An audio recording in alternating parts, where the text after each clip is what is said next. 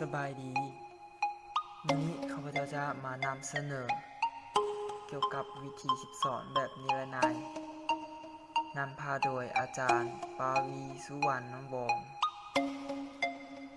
นำเสนอโดยข้าพเจ้าวิธีสอนแบบนิรนายนี้เป็นวิธีที่เริ่มจากหลักการหลักเกณฑ์กฎเกณฑ์หรือข้อสรุปที่ให้นักเรียนหาเหตุผล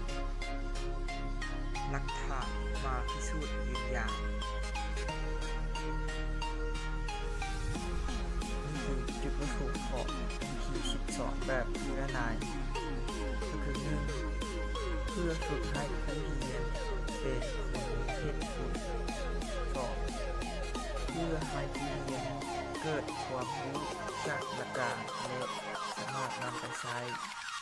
3. เพื่อให้ผู้เรียนสามารถนำหลักการที่ได้เรียนรู้มาแก้ไขได้อย่างถูกต้อง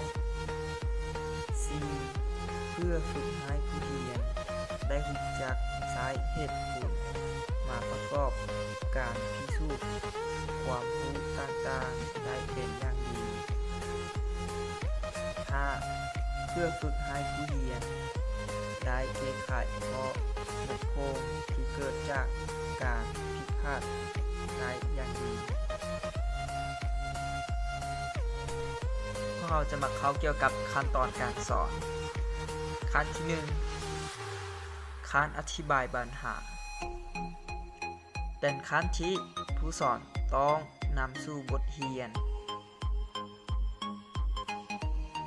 โดยให้ผู้เรียนเกิดความสนใจซึ่งจะต้องเกี่ยนปัญหาที่เกี่ยวข้องกับชีวิตจริงและเหมาะสมกับผู้เรียน 2.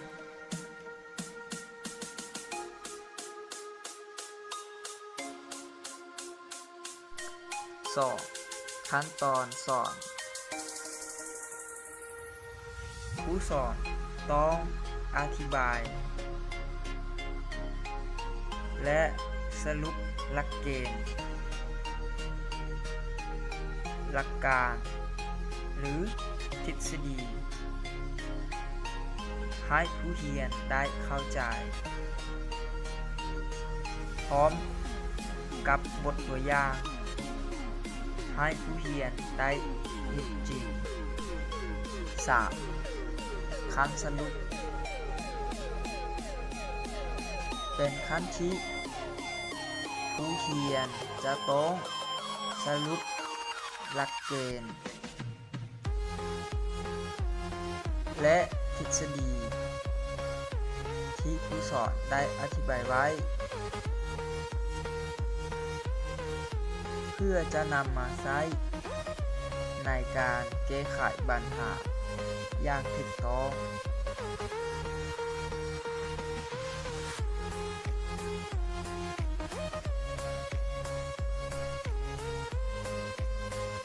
4. ขั้นนำไปใช้เป็นขั้นที่ผู้เรียนจะต้องทดสอบข้อเท็จจริงจากผู้สอนได้อธิบายไว้ว่าสามารถนำไปแก้ไขปัญหาได้แท้หรือบ่